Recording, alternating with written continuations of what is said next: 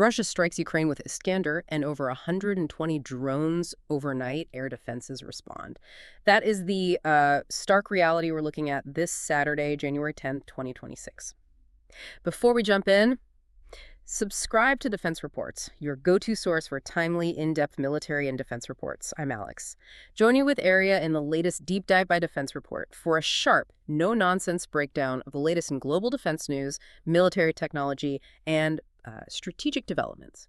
And today we're going to cover something huge. We really are. We've been digging through the defense reports, the intel briefings, and analysis from places like the Atlantic Council to really get our heads around this. It's not just one event, is it? No, not at all. We're talking about a massive coordinated aerial campaign over the last 48 hours, and what really stands out is the combination of systems they used, especially the use of a strategic nuclear-capable missile right near the EU border. Okay, let's unpack this. Our deep dive today is really focused on trying to decipher this coordinated campaign. It feels like Russia is running two different plays at the same time. That's a good way to put it. Two distinct strategies. Yeah.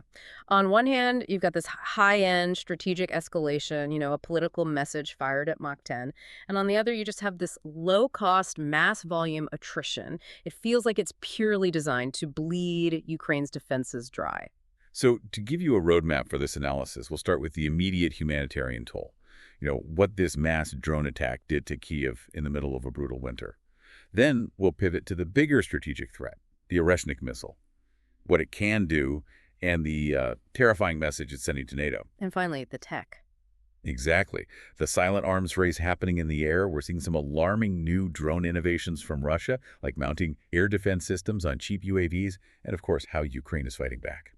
All right, so let's start with the tactical reality of that January 10th strike. This was pure attrition warfare, just sheer volume. It really was. Yeah. Russia launched one Iskander M ballistic missile. Just one of those. Right. And then a swarm of 121 attack drones, a mix of the more advanced Shaheds and those cheaper geraniums. All launched from multiple regions, too. From Kursk, from Milorovo. That is a massive operational tempo for a single night. It is, but what's so fascinating here, and honestly inspiring, is the continued skill of Ukrainian air defenses. They're still so effective. Incredibly. I mean, despite being hit with this overwhelming saturation attack, the defense forces shot down 94 of those UAVs. 94. So that includes 80 of the Shaheds. Exactly. If you just run the numbers, that's an interception rate of about 77.7% for the drones. That is a very high number. 77% is a huge success rate, but that number kind of hides a really exhausting truth, doesn't it? It does. Every single one of those interceptions costs Ukraine manpower, fuel, and some incredibly expensive interceptor missiles. And the ones that get through. Right. The 27 drones plus that Iskander that did make it through caused devastating damage, especially because of the timing. The impact on civilians in Kyiv was just immediate and critical because of the weather. It was frigid. We're talking temperatures around -8 Celsius, which is about 17.6 Fahrenheit. And the attacks hit critical infrastructure, leaving nearly 6,000 apartment buildings. Which is, what, half the city's housing stock? About half, yeah. Left them completely without heat, and water supplies were also hit hard. So you're not just attacking infrastructure, you're weaponizing winter. It's a deeply cynical humanitarian crisis by design. Absolutely. And the human toll is just heartbreaking. In Kyiv alone, 4 people were killed. That included an emergency medical worker, which is just tragic. 25 others injured.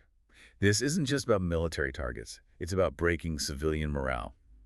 Deliberate cruelty. And it wasn't just Kyiv. No, the destruction went beyond the capital.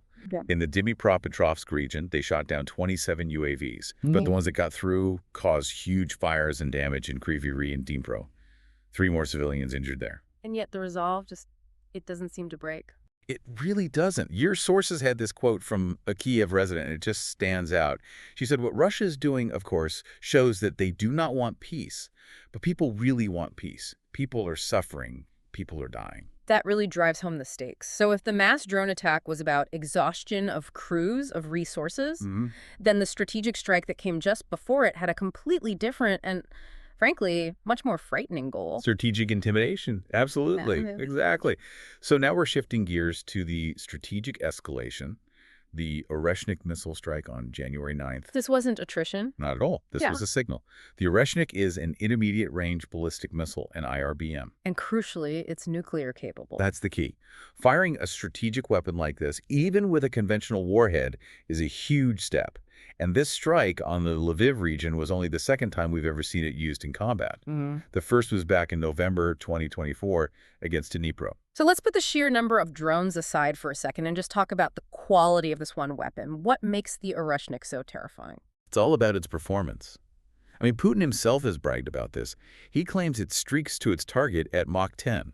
10 times the speed of sound. Yes. He literally described it as moving like a meteorite, basically implying it's immune to most of our existing missile defense systems. And the warhead itself is a game changer. Ukrainian intelligence says it has, what, a MIRV configuration? Yes, a MIRV, Multiple Independently Targetable Reentry Vehicle. Okay, so for you listening, what that means is this missile isn't just carrying one big bomb. Right. It releases up to 6 separate warheads mid-flight, and each of those has 6 submunitions. So when it breaks apart, it creates dozens of different targets, all moving at hypersonic speed. How does one defense system even begin to stop all of that? It's nearly impossible. And the location of the target sends the clearest signal of all. Fired from deep inside Russia. From the Kapustin Yar test range. And while Ukrainian intelligence confirmed the debris was found in the Lviv region, it's the specific target that Russian military bloggers were talking about that matters. A huge underground natural gas storage facility. And that's not just any piece of infrastructure. Lviv is incredibly close to the NATO border, and that facility is right near the main supply hub for Western military aid coming through Poland. The message couldn't be clearer. We can hit the targets that support NATO logistics. We can do it with weapons you thought were reserved for nuclear deterrence. Of course, Russia gave a different public reason. They always do. They claimed it was retaliation for a supposed drone attack on Putin's Valdai residence, a claim Ukraine rejected, and that even a CIA assessment found questionable. And this is why you have to look past the propaganda. Exactly. An analyst like retired Major General Mick Ryan, he described the Oreshnik strike not as a simple military move, but as a psychological weapon. An instrument of cognitive war. That's his phrase. This strike isn't about destroying a gas tank. It's designed specifically to raise the political stakes, to intimidate Kyiv's Western allies into thinking twice about their commitments. It is strategic coercion. And that terrifying demonstration brings us right to the geopolitical response. How did the West react to this deliberate escalation right on NATO's doorstep? Well, Ukraine immediately launched a very robust and I think necessary diplomatic offensive. They had to. Their foreign minister, Andrei Sybiha, called the strike, and I'm quoting here, a grave threat to the security on the European continent and a test for the transatlantic community. He's basically saying a response isn't optional, it's mandatory. It has to be. And we saw them take immediate action. They requested an urgent meeting of the UN Security Council, which is set for January 12th. And they also asked for a meeting of the Ukraine NATO Council. Right. It's a move to make sure this is seen on the world stage for what it is. Not just an attack on Ukraine, but a direct challenge to all of European stability. So what was the message from the West? Was it unified? It seems to have been, yes. I think the severity of the strike really solidified things. European leaders, like the EU's Kaja Kallas, called the attack escalatory and unacceptable. She said that Russia's reply to any diplomacy is just more missiles and destruction. And this happened at the same time that there were reports of progress on, like, a post-war peacekeeping plan, right? It did, which really shows Moscow's intent to just undermine any serious talk of de-escalation. So if we connect this back to the big picture, this kind of strike, it directly challenges NATO's core goals. The goals to deter Russia and to defeat Russia in Ukraine. It's a direct challenge. This constant nuclear coercion, using these powerful strategic weapons as a warning, it's all meant to break Western political will. And the Atlantic Council brief was very clear on this. It said NATO has to respond not just with words, but with actions. It has to reinforce its eastern flank and, crucially, ramp up its defense industrial capacity to counter threats like the Oreshnik. And that push for industrial capacity leads us right back to the other side of this strategy, back to the tactical fight. The war of technological innovation. Which is really being fought on the battlefield of a brutal economic mismatch. Okay, let's dive into the low-cost part of this. We mentioned the Gerbera drone. This is a Russian-made, pretty simple, low-cost UAV. It's basically their stripped-down, mass-produced version of the Shahed 136. And they use it in 3 ways. Okay. As a kamikaze drone for reconnaissance, and maybe most importantly, as a decoy. A decoy to just saturate Ukrainian air defenses before the really expensive stuff comes in behind it. And this is where the economic disparity becomes a huge, almost existential problem for Ukraine and its allies. It's like using a sledgehammer to crack a nut. That's a great analogy. A single Jabera drone might cost as little as $500 to make, Yeah. maybe $10,000 on the high end. Okay. Now think about what it takes to shoot that down. You have to fire a sophisticated, high-end surface-to-air missile, one that can cost hundreds of thousands of dollars. You're forced to shoot down a $500 drone with a $300,000 missile. That is the stark economic mismatch Russia is deliberately creating to just empty Ukraine's air defense stockpiles. And the innovation on their side isn't stopping with just cheap decoys. No, not at all.